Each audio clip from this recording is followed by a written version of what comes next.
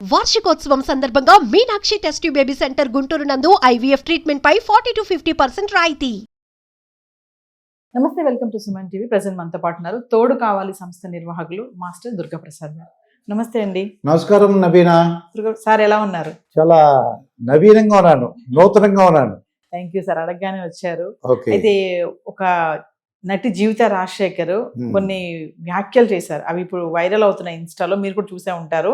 అంటే పార్ట్నర్ భర్త ఎవరైతే ఉంటారో వేరే ఎఫ్ఐఆర్స్ పెట్టుకుంటే తప్పేంటి, ఒకళ్ళు ఎఫ్ఐఆర్ పెట్టుకున్న పిల్లల్ని భార్యని బాగా చూసుకుంటే అందులో ఏం ప్రాబ్లం లేదు, భర్త భార్య తప్పుల్ని ఎలా క్షమిస్తున్నారో భార్య కూడా భర్త తప్పుల్ని అలానే క్షమించాలి అని చెప్పేసి కామెంట్ చేశారు. ఇప్పుడు ఇది బాగా చర్చ నడుస్తుంది సార్. అంటే ఈ కామెంట్స్ కి మీరేం చెప్తారు? ఇప్పుడు కొంతమంది ఏంటంటే వాళ్ళు ఏం చేస్తారంటే ప్రజలు మర్చిపోయారు, నన్ను గ్యాప్ పెట్టుకోవాలి అని చెప్పేసి కొంతమంది ప్రచారంగా వాళ్ళు ఏం చేస్తారంటే ఏదో వ్యాఖ్య చేస్తారు. అది చేసరికి ముందు అది ప్రజలకి నెగిటివ్, అదంతా అది ఎటువంటి ఉపయోగపడదు, వాళ్ళ వల్ల ఉపయోగం ఉండదు. ఆ వాక్యాల వలన ఏమవుతుందంటే వాళ్ళ ముందు మంచో చెడు మొత్తానికి వాళ్ళ పేరు బయటకు వస్తుంది.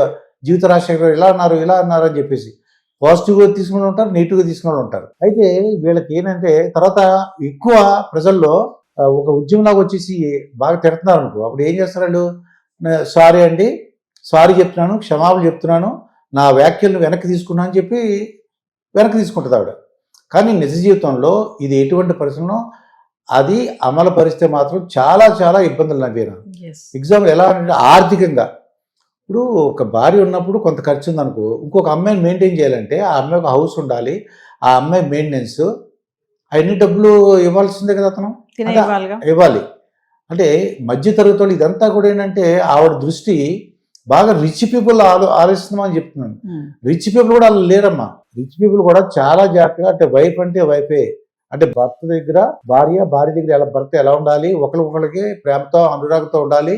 ఆ సంస్కృతి మనం పెరిగాం. చాలా మంది పెద్దవాళ్ళకి బోళ్ళు ఆఫర్లు వస్తుంటాయమ్మా, లేడీస్ చెప్తుంటారు నాతో, మన ఇంటర్వ్యూలో కానీ తెలిసిన వాళ్ళు చెప్తుంటారు అనమాట. వచ్చిన వాళ్ళు నా భార్య ఉంది, నా భార్యతోనే నేను గడపాలి అన్న కోరిక ఉందన్నమాట. ఇది ఇప్పుడు ఈ సాఫ్ట్వేర్ వాళ్ళు కానీ అందరూ డబ్బులు ఎక్కువ వచ్చేసి వాళ్ళకి ఎవరన్నా ఒకళ్ళిద్దరు చేస్తే అది అందరూ కూడా ఆపాదించడం కరెక్ట్ కాదు. అది ఆవిడ చెప్పింది 100% రాంగ్ అమ్మది. ఎందుకంటే దీనివలన మొత్తం పిల్లల మీద ఎఫెక్ట్ ఉంటుంది. ఇంకా దారుణం ఏంటంటే ఇప్పుడు ఈ అబ్బాయి ఒక అమ్మాయితో ఎఫ్ఐఆర్, ఆ జీవిత రాజశేఖర్ చెప్పినట్టు ఎవరితో ఎఫ్ఐఆర్ ఉన్నా తప్పులేదని చెప్పింది. మరి ఇతనికి ఇలా కావాల్సిన ఏంటి, ఫుడ్ అన్ని కూడా ఇచ్చేసారు, బెడ్ అన్ని ఇచ్చేసారని చెప్తున్నాడు కదా. ఏదో ఊరు హైదరాబాద్ నుంచి రాజమండ్రిలో ఒక అమ్మాయితో కాంటాక్ట్లో ఉంది, ఇతను వెళ్ళాడు. వెళితే ఈ అమ్మాయి పిల్లలతో ఒకతే ఉంటది. వాళ్ళు పిల్లలు అడుగుతారు కదా, నాన్నేడమ్మా అని చెప్పి అడుగుతారు కదా. అలా ఎన్నాళ్ళు దాస్తుంది, ఎన్నాళ్ళు అలాగా రహస్యం కానీ ఎన్ని కూడా కొన్నాళ్ళు పిల్లలు పెద్ద అయిన తర్వాత తెలిసిపోతుంది ఎందుకు ఇలా నాన్న బయటకు వెళ్తున్నాడని. వాళ్ళ మీద ఎఫెక్ట్ ఉంటుందమ్మా.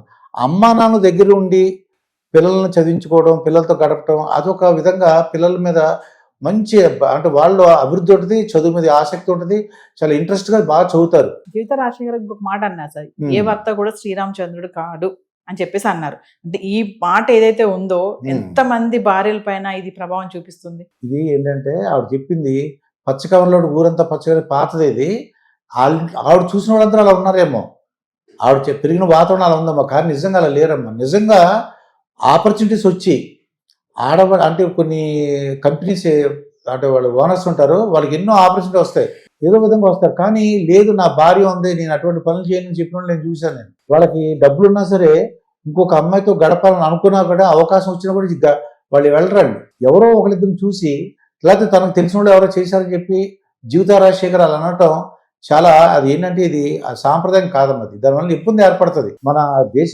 ప్రగతి ఎలా ముందుకెళ్తుంది, మనకి ఇంకా పిల్లలు ఏంటంటే ఈ పేరెంట్స్ ఇప్పుడు ఏమన్నారంటే పిల్లలు మాకు వద్దు అంటున్నారు, ఎందుకంటే ఆర్థిక ఇబ్బందులు ఉన్నాయి. ఇటువంటి పరిస్థితులు, ఇటువంటి మాటల వల్ల ఏమవుతుందంటే భార్య ఉండగా ఇంకొకరితో కాంటాక్ట్లు ఉండగానే ఇది నిజం మా జీవిత రాశి చెప్పిందని చెప్పేసి ఆర్థికంగా బాగాలేని వాళ్ళు చేరాడు.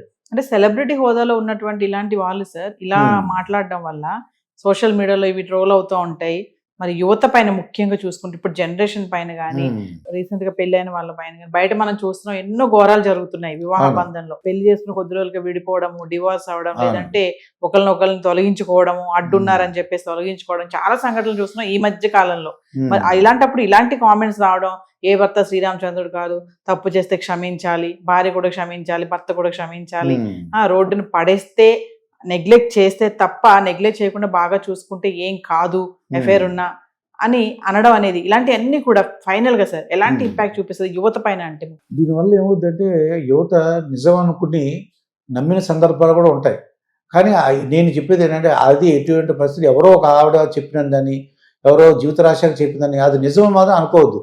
వాళ్ళకి డబ్బులు ఎవరికైనా ఉండే అవకాశాలు ఉంటే వాళ్ళు ఒకరిద్దరు చేస్తారు. 100లో లేకపోతే 1,00,000 మందిలో ఒకరిద్దరు చేస్తే అందరికి ఆపాదించడం తప్పది.